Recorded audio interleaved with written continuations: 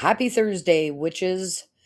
Today's card pull is from our Witch Oracle card deck, written by Angie Sullins. Artwork is by Silas Tobal. The note from our Witch's Almanac is that the moon is in Capricorn, and there's also a note to close the door.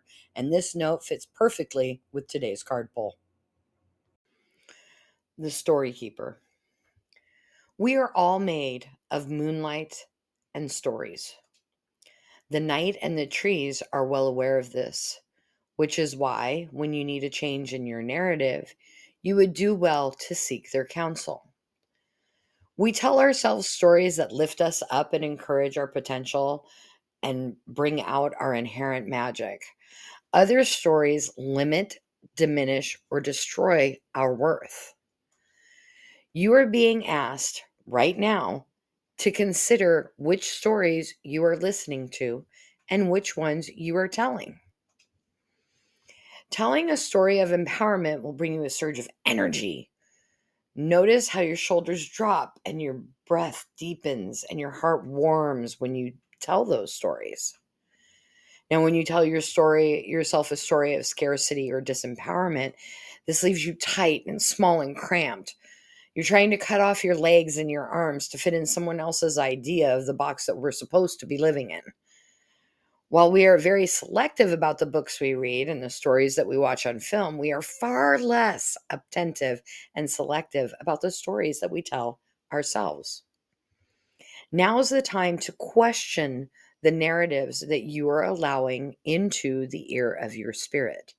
Stop and ask yourself, is this helpful or hurtful? A witch acknowledges her stories of lack and frustration, but she chooses to focus on the one that nurtures her vitality and divine inner being. We are a society here in America that focuses on the negativity and the energy that is chaotically swirling around us constantly. The news, our social media feeds, they're all telling us negative stories unless we actively and proactively change the algorithm to become positive information that we are being exposed to. Poet Neil Donald Walsh once said, "Be careful of what you say to yourself. Your soul is listening." Ask yourself, how do you speak to yourself? What narrative do you choose to focus on? Would you speak to a child or someone that you hold in high regard that way? If the answer is no, maybe it's time to reframe how you speak to yourself and what narratives you focus on.